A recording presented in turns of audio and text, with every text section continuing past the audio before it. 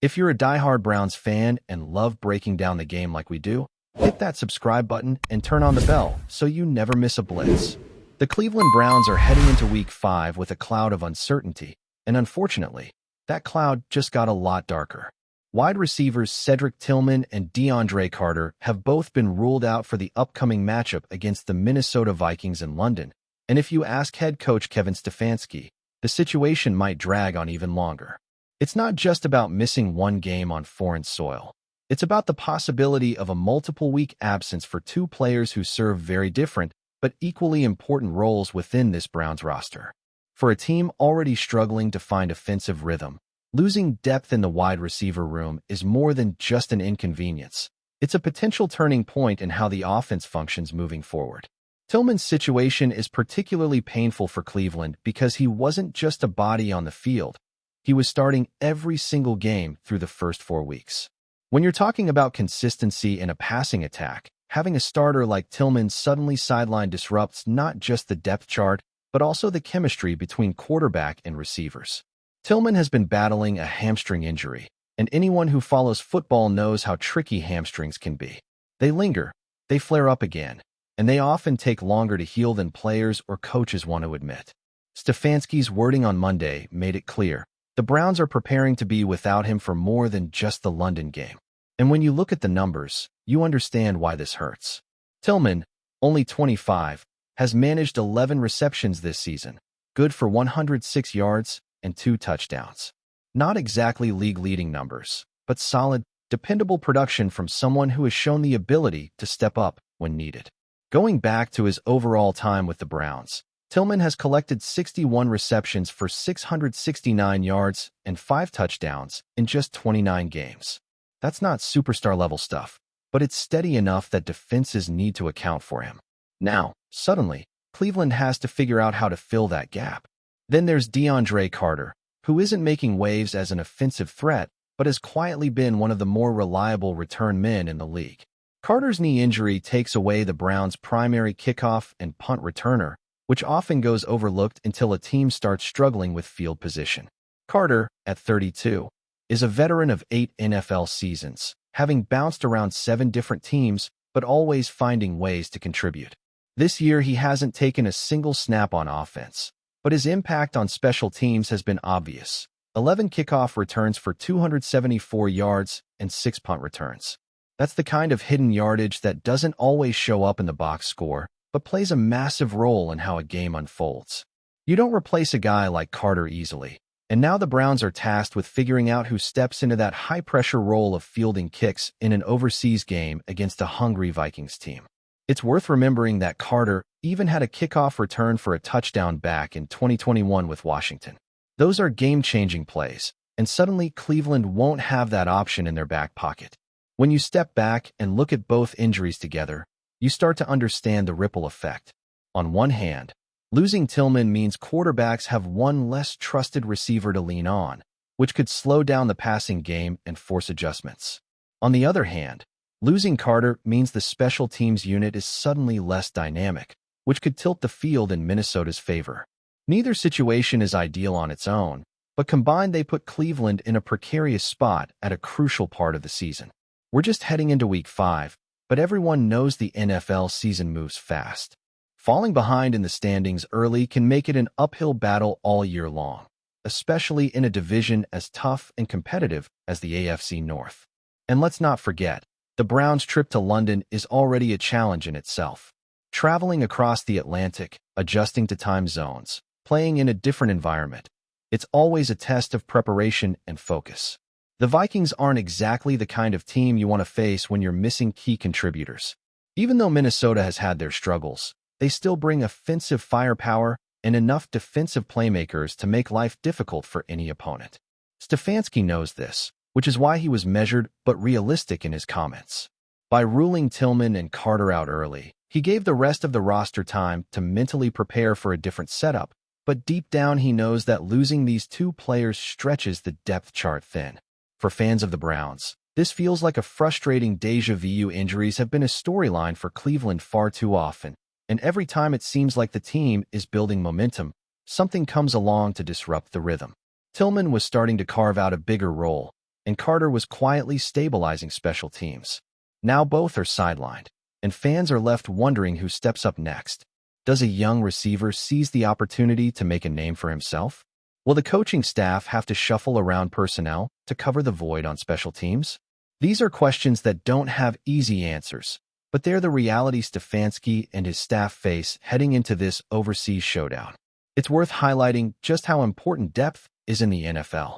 Every team preaches next man up, but not every roster is built to handle sudden losses at multiple positions.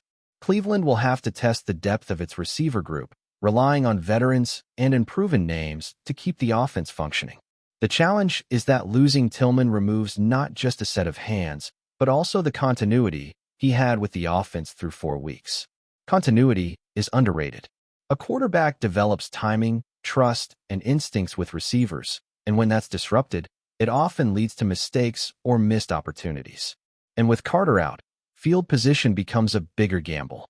Will replacements play it safe, fair catching more punts and accepting less yardage on kick returns? Or will they gamble and risk mistakes? Those little details often decide close games, and in a matchup across the pond, every possession is magnified. Beyond the practical side of losing these players, there's also a psychological impact. For a team, hearing that 2 teammates are out for multiple weeks can be a gut punch. It's not just about replacing talent. It's about maintaining morale. Carter, with his veteran presence, and Tillman, with his steady growth, both represent pillars in their own way. Losing them means losing voices in the locker room and stability on the field. The Browns have to rally around this adversity, and that's easier said than done, especially when facing a Vikings team that will see this as an opportunity to exploit Cleveland's weaknesses. Injuries are a part of football, yes, but timing matters. Week 5 is still early enough that you want to build rhythm and confidence heading into the meat of the season. Instead, Cleveland now has to patch holes on the fly. Fans will look at the numbers. Tillman's modest but meaningful 11 catches and 2 touchdowns, Carter's 274 yards on returns, and wonder how those gaps get filled.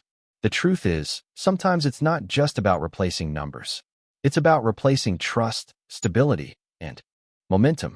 And in a season where every game feels like a must-win because of how competitive the conference is, the Browns find themselves already playing catch-up.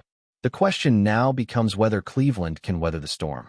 Stefanski has built a reputation as a calm, detail-oriented coach, and he'll need every bit of that composure to navigate this stretch. The offense will need to rely more heavily on other receivers, perhaps even pushing younger players into bigger roles earlier than expected. The special teams unit will need to tighten up, maybe simplifying responsibilities to avoid mistakes. And above all, the Browns have to avoid letting this become an excuse. Good teams find ways to win even when injuries hit, and Stefanski will be preaching that all week.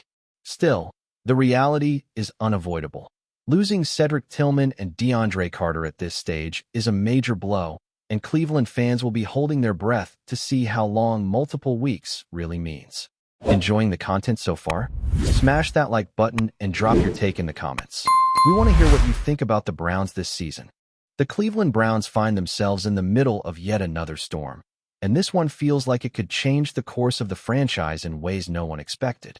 What started as whispers around the locker room has now burst out into the open, and the central figure at the heart of the drama is none other than Myles Garrett, the cornerstone of the Browns' defense, the player many see as the true leader of the team, the face of the franchise who's supposed to be untouchable. But Garrett has dropped a bombshell that goes far beyond typical locker room disagreements, beyond the usual tension that comes with losing games or pointing fingers after mistakes. According to people close to the situation, Garrett has flat out declared that he will no longer play alongside quarterback Deshaun Watson, and the reasoning behind it paints an ugly picture of a locker room in disarray, a team split down the middle, and a franchise staring into the abyss. For Garrett to go public, or at least to let it leak, means that whatever is happening between him and Watson has reached a point of no return, and the message he's sending is clear. It's either him or me. Now, let's break down just how seismic this is. Garrett has been the Browns' most consistent superstar, a force of nature on the defensive line, a leader not only in stats, but in presence. When he speaks, the locker room listens. When he makes a statement, the front office pays attention. This isn't just a disgruntled role player or a fringe starter trying to stir up controversy. This is the face of the Browns franchise saying he cannot, and will not, coexist with Watson anymore. And the reason, according to insiders, is that Watson has become toxic within the team environment. Garrett reportedly went as far as saying Watson is hated by much of the locker room. And while hated might sound like a strong word, in the world of professional football, where players often bury personal feelings in the name of unity, the fact that this sentiment is surfacing publicly means it has been simmering for a long time. The alleged dislike goes beyond performance, beyond wins and losses. It cuts into trust, respect, and character, three things you simply cannot lose in a sport where brotherhood and sacrifice are at the core of every successful locker room. The Browns, of course, knew they were taking on a massive risk when they traded for Watson.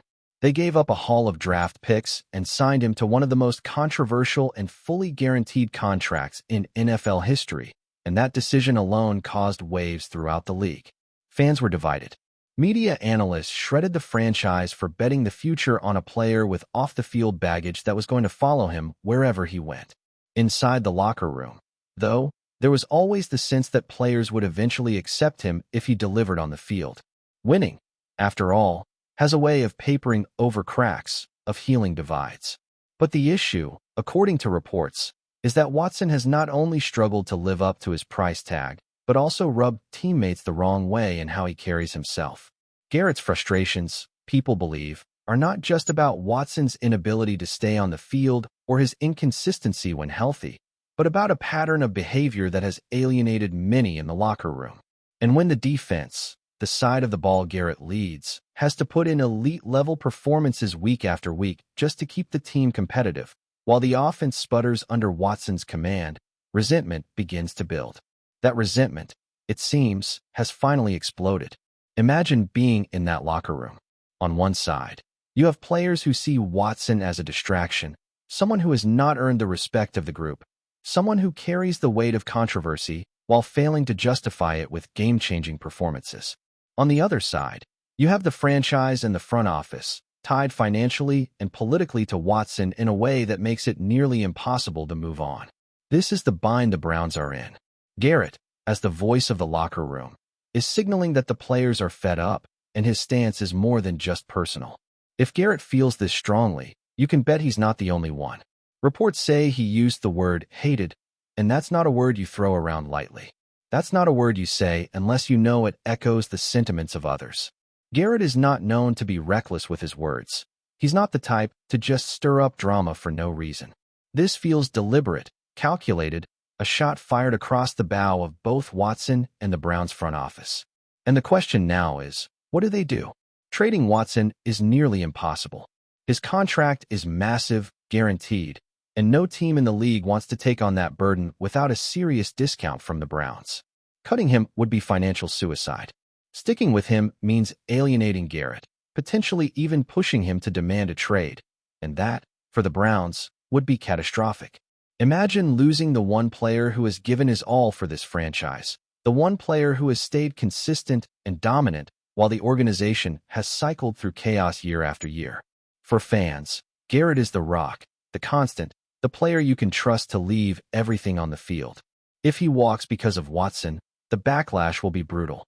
The front office would be seen as prioritizing a quarterback who has not delivered over a leader who has given them everything.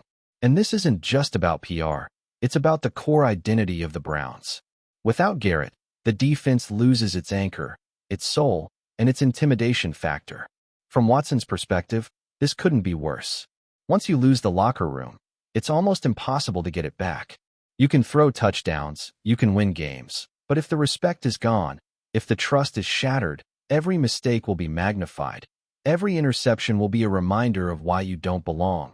Every sideline interaction will be scrutinized.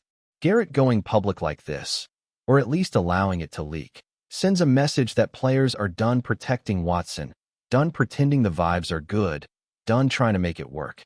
And if Watson truly is hated, as Garrett claims, then the Browns are in for one of the ugliest internal wars we've seen in recent NFL memory. Remember, football isn't like basketball, where one star can drag a team deep into the playoffs despite chemistry issues. In football, it takes 53 men pulling in the same direction. If a quarterback is alienated, the very fabric of the team unravels. Fans are already buzzing. Social media is lit up with debates, with some calling Garrett brave for standing up for the locker room, while others accuse him of undermining the team at a critical juncture.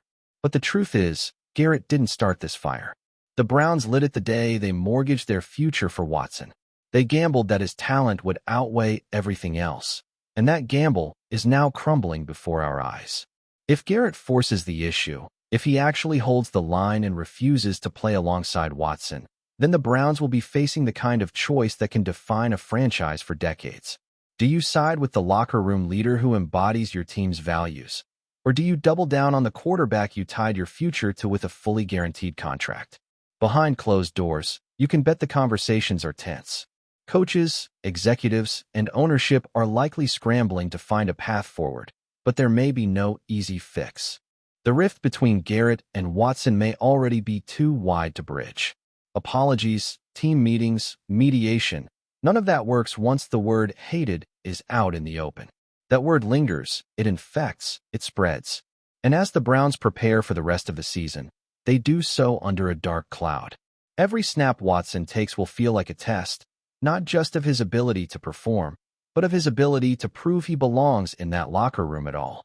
Every press conference Garrett gives will be dissected for hidden messages, for hints of how deep this rift truly goes. The Browns are no strangers to chaos, but this situation might be the most volatile yet. Because this time, it's not just about winning and losing. It's about identity, loyalty, and whether the franchise has already lost the trust of its most important player. Thanks for riding with us on another Browns Blitz. If you liked the video, share it with a fellow fan, hit subscribe, and ring that bell so you're always part of the Dawg Pound conversation. Go Browns!